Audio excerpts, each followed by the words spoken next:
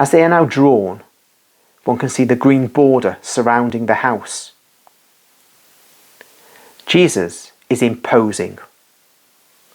Although he has not slept, he seems to be full of energy, and his gait is as majestic as a king's. The linen garment, which he has just put on, is snow white, and his hair, bright after the bath in the morning, shines gently, framing his face with its golden hue. "Come, master, we were waiting for you only," says Chusa, and leads him before everybody into the room where the tables are laid. They sit down after the Thanksgiving prayer and a supplementary ablution of hands, and dinner begins, as pompous as usual, in silence at first. Then the ice is broken. Jesus is near Chusa, and Manaen is on the other side with Timaeus as companion. The others have been placed by Chusa, with the experience of a courtier, on the sides of the U-shaped table. The Essene only has obstinately refused to take part in the banquet and sit at the table with the others. And only when a servant, on instructions from Chusa, offers him a precious basketful of fruit, he agrees to sit at a low table, after I do not know how many ablutions, and after rolling up the wide sleeves of his white tunic, lest he should stain them, or for some rite I do not know. It is a strange banquet, as they communicate with one another by means of glances, rather than by words. They only exchange few words of courtesy, and scrutinize one another. That is, Jesus studies his fellow guests and is studied by them. At the end, Chusa beckons to the servants to withdraw after laying on the table large trays of fruit, which is fresh and cool, having probably been kept in a well, and is really beautiful. I would say that it's almost frozen, as it is covered with the kind of hoarfrost that is typical of fruit kept in ice boxes. The servants go out after lighting also the lamps, which are at present not required, as it is still clear in the long summer sunset. "Master," begins Chusa, "you must have wondered why we held this meeting, and why we've been so silent. But what we have to tell you is very grave, and is not to be heard by imprudent ears. We are now alone, and we can speak. As you can see, all the people present have the greatest respect for you.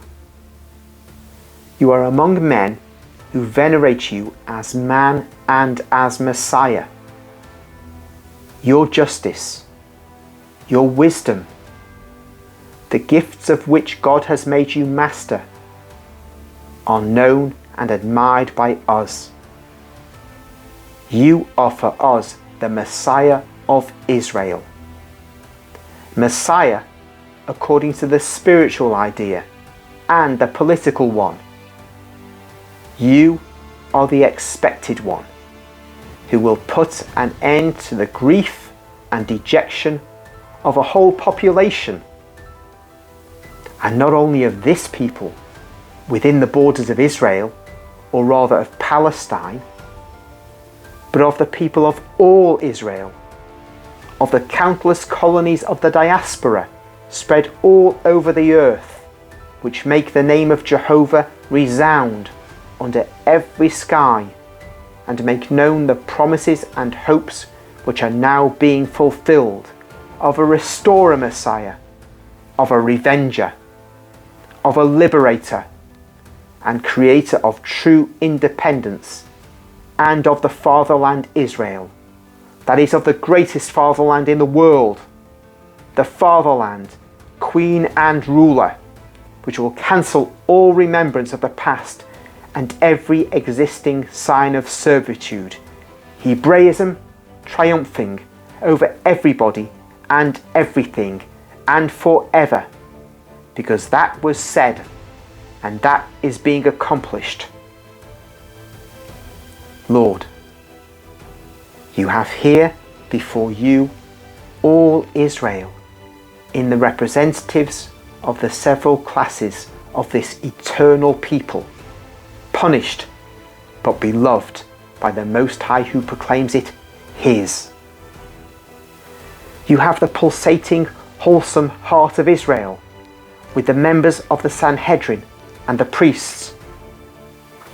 You have power and holiness, with Pharisees and Sadducees. You have wisdom, with scribes and rabbis. You have politics and value, with Herodians. You have wealth, with rich people, the population, with merchants and landowners. You have the diaspora, with proselytes. You have even those who are separated, as they are now inclined to become united, since they see in you the expected one, the Essenes, the unreachable Essenes. Look, O Lord, at this first wonder, at this great sign of your mission, of the truth concerning you, without violence, without means, without ministers, without troops, without swords. You are gathering together all your people as a reservoir collects the waters of countless springs. Almost without any word, without whatever imposition you've gathered us, a people divided by misfortunes, by hatred, by political and religious ideas. And you have reconciled us, O Prince of Peace.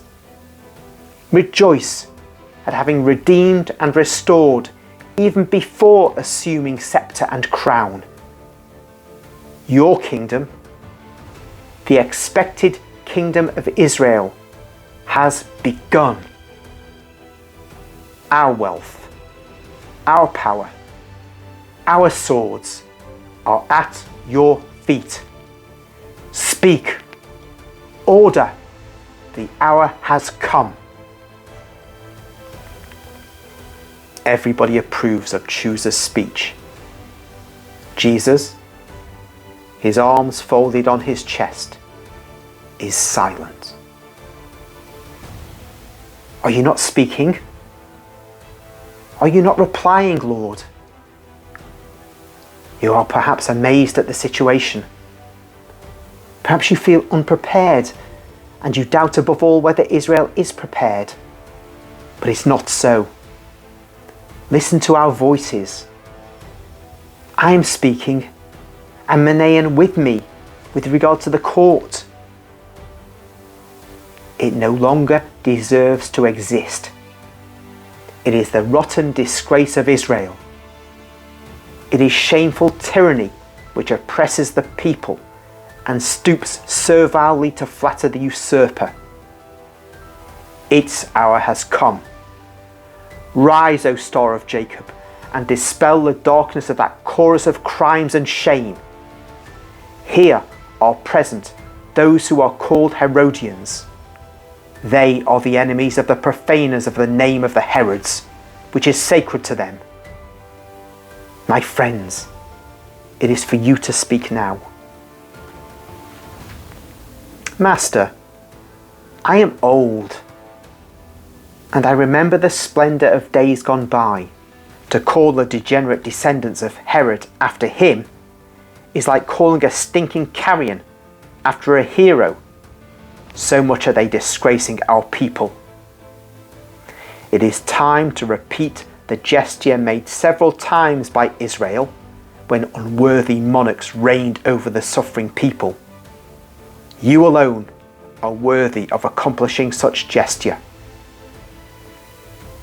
Jesus is silent. Master, do you think that we can possibly be doubtful? We have scrutinized the scriptures. You are the promised one You must reign, says a scribe. You must be king and priest, a second Nehemiah, greater than the first one. You must come and purify. The altar is desecrated. May the zeal of the Most High urge you, says a priest. Many of us have fought against you, those who are afraid of your wise manner of reigning. But the people is with you, and the best of us are with the people. We are in need of a wise man. We need a pure man, a true king, a saint, a redeemer. We are more and more enslaved to everything and to everybody. Defend us, Lord.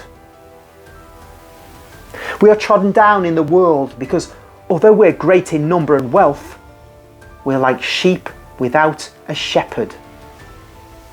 Rally your people with the old cry, return to your tents, Israel. And from every spot of the diaspora, your subjects will spring up like a lever, overthrowing the tottering thrones of the mighty ones who are not loved by God.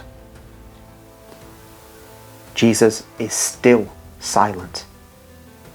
He is the only one to be sitting calmly, as if the matter did not concern him, in the middle of about 40 hot-headed men, of whose arguments I can grasp only a tiny part, as they're all speaking at the same time, making a terrible din. He maintains his attitude and remains silent. They all shout, "Say a word, answer." Jesus stands up slowly, pushing his hands on the edge of the table. There is dead silence. While 80 eyes, aflame with curiosity, stare at him, he opens his lips, and the others do likewise, as if they wanted to inhale his reply. And the reply is short but resolute. No.